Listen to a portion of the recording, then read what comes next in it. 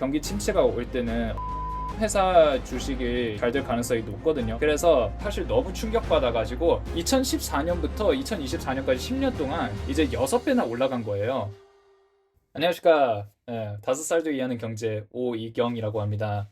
네, 오늘은 도미노 피자에 대해서 이야기를 할 건데요. 제가 미국에서 유학 생활할 때 도미노 피자를 자주 먹었어요. 광고에서는 이렇게 되게 맛있게 보이지만 현실은 이렇게 생겼어요. 도미노 피자를 이제 맛있다기보다는 좀 먹고 살려고 먹은 거였고요. 그때 제일 쌌으니까.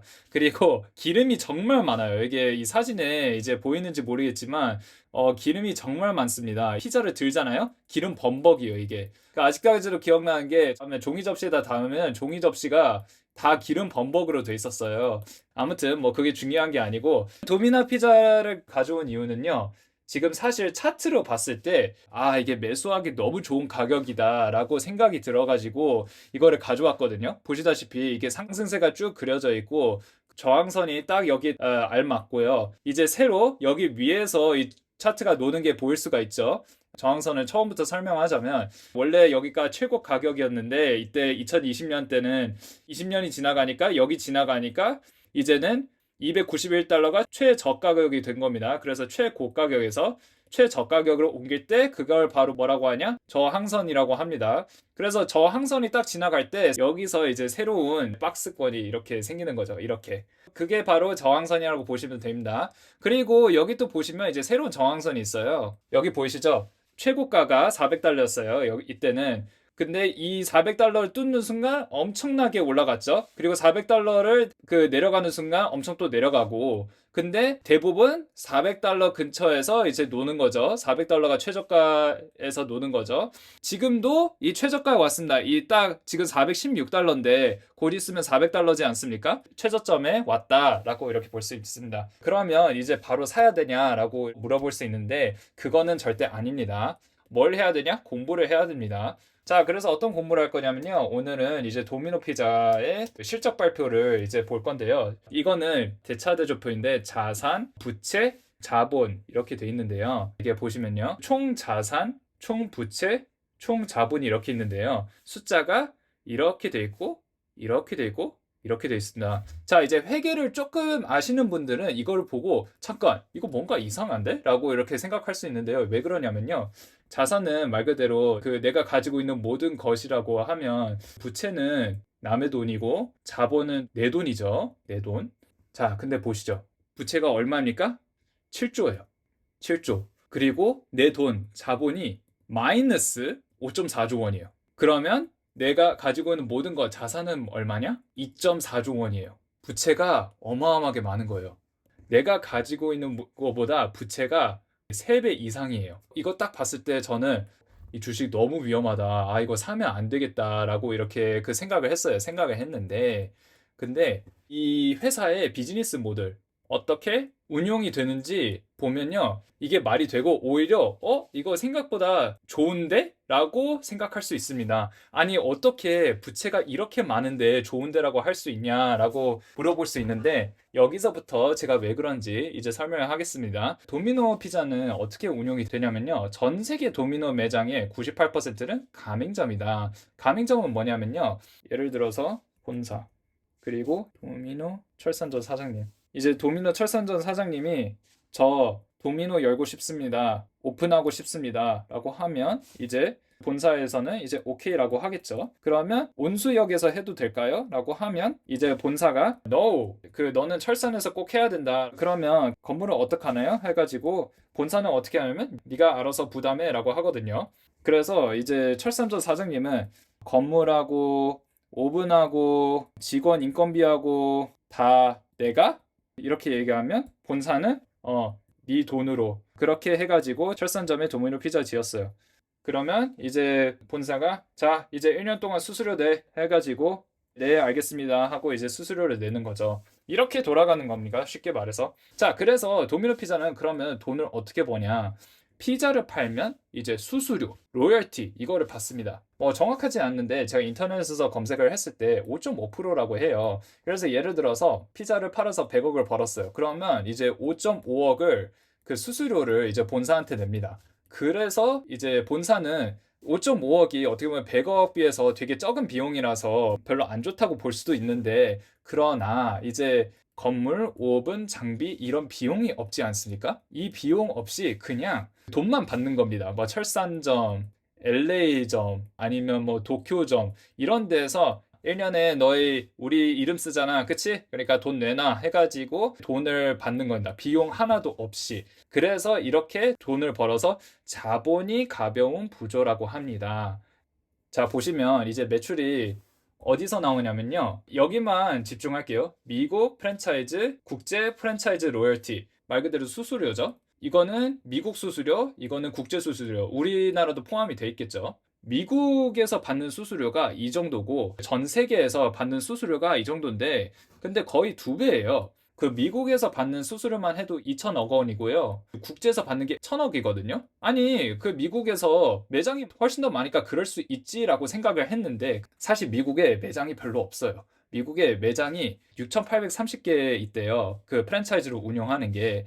국제로 운영하는 게 14,660개예요. 그러니까 미국에 얘네들한테 수수료 비용을 엄청나게 세게 내라고 하는 겁니다. 도미노가 돈 벌 수 있는 방법은 뭐냐면요. 미국의 매장을 최대한 많이 열어야 돼요. 그 3분기에만 30개가 추가됐지 않습니까? 이게 더 많으면 많을수록 수수료를 더 받으니까 미국에서 매장을 더 많이 여는 게 필수입니다. 아무튼 자, 이제 넘어가고요. 컴퍼니 온드 스토어즈라고 하는데, 도미노가 직접 운영하는 스토어인데 이거는 사실 돈은 많이 번다고 해도 비용이 너무 높아서 이거는 무시하셔도 됩니다. 그리고 공급 체인이라고 있는데, 예를 들어서 햄을 이제 가맹점한테 보내주는 거거든요. 그 매출이 사실 제일 높아요. 높은데 근데 비용도 어마하게 많기 때문에 이것도 그냥 무시하시면 되고요. 그래서 결국에는 어디서 돈을 버냐면요. 결국에는 수수료다. 그러면 왜 굳이 이거를 부채로 해놨냐라고 하는 이유가 뭐냐면요. 부채는 남의 돈인데 결국은 이게 철산동 점주가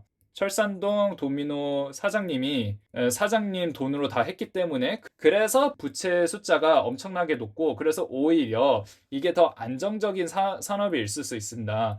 근데 어떻게 이게 안정적이냐라고 볼 수 있는데요. 그거를 보기 위해서는 숫자를 더 깊이 봐야 됩니다. 자, 이제 깊이 보시죠. 여기서 interest cover ratio라고 하는데 이게 무슨 뜻이냐면요. 이자 비용에 비해서 내가 얼마나 돈을 버는지 그거를 계산을 하는 건데요. 여기 보시다시피 4배입니다. 그래서 매년 꾸준히 4가 나왔지 않습니까? 내가 버는 돈이 이자 비용보다 4배다. 그러니까 이자 갚는 거 전혀 문제가 없다라고 이렇게 얘기를 할 수 있는 겁니다. 이 숫자를 봐서는.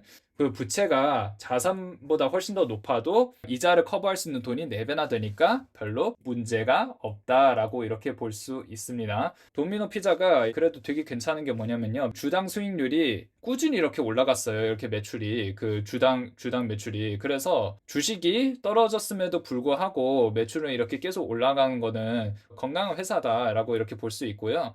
ROIC가 있는데, ROIC는 뭐냐면요. Return on Investment Capital라고 해서 내가 투자한 돈에 비해 번 돈인데요. 2018년이 피크였어요. 2018년이 제일 잘 벌 때였는데, 근데 그 이후로 50%를 벌었거든요. 그 숫자가 되게 커요. 50%라는 숫자가 애플이라든지 비자라든지 이 회사보다 더 큽니다. 안정적인 회사라고 볼 수 있고요. 여기서 프리 캐시플로우라고 하는데, 프리 캐시플로우가 놀고 있는 현금인데 2021년까지는 이렇게 계속 놀다가 2020년에 갑자기 이렇게 떨어졌는데요. 이게 코로나 때문인지 아니면 우크라이나 전쟁 때문인지 정확하게 모르겠는데, 아무튼 현금이 많이 줄었는데 그럼에도 불구하고 계속 상승을 하고 있는데 조금 천천히 상승하고 있죠. 그게 좀 리스크가 있죠. 아무래도 현금이 왕이다라고 할 정도로 현금이 굉장히 중요하거든요. 그럼에도 불구하고 이제 전체적으로 봤을 때 굉장히 안정적인 회사라고 볼 수 있습니다. 주가를 보면요. 2022년에 여기 원래 최고가가 567달러였는데 여기서 이렇게 팍 내려갔지 않습니까? 그게 왜 그러냐면 이때는 주가가 번 돈에 비해서 너무 비싼 거예요, 주가가. 그래서 그거를 인식을 하고 이제 확 내려갔는데요. 이거를 숫자를 보시면요. 그때 2021년에 41.12였어요. PE 레이쇼가 무엇이냐면요. Price per Earnings Ratio라고 해가지고 돈 번 만큼 이 주가가 얼마나 높은지 그 숫자를 알려주는데 이게 41.12라 가지고 되게 높았어요. 하지만 지금 좀 내려가서 한 23 정도 됐거든요. 그래서 410달러인 그 주가가 막 엄청 싸다 이것도 아니에요. 적당하다라고 이렇게 볼 수 있어요. 이제 제 개인적인 생각인데 만약 400달러 이하로 내려가면 그래도 이제 싸다고 볼 수 있지 않을까. 그래서 400달러 정도 될 때 매수를 하고 돈을 좀 벌기 시작하면 좀 올라가지 않을까라는 이제 희망으로 이렇게 그 얘기를 나눴습니다. 이제 배당에 대해서 말씀드릴 건데요. 1년 배당이 1.57%밖에 안 돼가지고 배당이 너무 낮다라고 볼 수 있는데 사실 이게 낮은 숫자가 절대 아닙니다. 왜 그런지 설명을 해드리겠습니다. 배당이 말씀드렸듯이 1.57% 있지 않습니까? 이거는 절대 바뀌지 않습니다. 하지만 주가가 50달러에서 400달러까지 올라갔다고 칩시다. 배당률은 1.57%밖에 안 됐는데 이게 2014년부터 2024년까지 10년 동안 이 배당 수익이 이제 6배나 올라간 거예요. 그 뜻은 뭐냐면요. 이 주가가 올라가면 올라갈수록 내가 받는 배당이 더 커진다라고 하는데 이거는 바뀌지는 않지만 이게 더 올라가다 보니까 그래서 내가 받는 배당도 훨씬 더 많이 올라간다. 시간을 들고 있으면 그 뜻이거든요. 그래서 최근까지 이제 배당이 올라간 숫자가 얼마냐면요. 보시면 배당 성장률이 10년 평균이 18.4%입니다. 그래서 배당금이 빨리 늘고 있습니다. 그냥 1.57만 보고 이제 무시할 게 아니고요. 배당 성장률 18.4%도 고려를 해야 되기 때문에 어떻게 보면 괜찮은 주식입니다. 이자 보상 배율이 4배라 가지고 빚 갚을 수 있는 능력이 안정적입니다. 그래서 부채가 되게 높지만 그래도 이자도 충분히 갚을 수 있고 돈 버는 거에 전혀 문제가 없고요. 그리고 제가 계산을 해봤는데요. 여기 그 income from operations가 이게 영업이익이거든요. 영업이익이 3,400억인가 뭐 이 정도 돼요. 아니다, 3,400원 좀 심했나? 3,000억 정도 돼요. 3,000억. 영업이익률이 19.5%인데 피자 파는 거 치고 영업이익률이 19.5%는 굉장히 좋은 겁니다. 굉장히 좋고 그리고 18.4%에서 아무래도 올라갔으니까 좋은 사인이지 않습니까? 제가 일부러 좋게 보려고 하는 게 아니고 저는 최대한 객관적으로 보고 있습니다. 왜냐하면 제 돈이 들어갈 수도 있기 때문에. 그래서 이제 다시 이제 차트를 보겠습니다. 여기 400달러쯤에 이제 이렇게 올라갈 수도 있는데 제가 말씀드리고 싶은 게 뭐냐면요. 이게 막 섹시한 주식은 절대 아닙니다. 이거는 되게 보링한 주식이에요. 주가가 올라가기에는 되게 오랜 시간이 걸릴 거고 막 엄청나게 막 엑사이팅하지 않는 주식인데 근데 이 주식에 대해서 왜 굳이 말씀드리냐면 일단은 가격이 괜찮은 것도 있지만 만약 이제 경기 침체가 올 때는 이런 식품 회사 주식이 잘 될 가능성이 높거든요. 왜냐하면 사람을 먹고 살아야 되니까. 그래서 AI의 주식도 좋지만 더 좋은 건 뭐냐면요. 자산 배분이거든요. 자산 배분.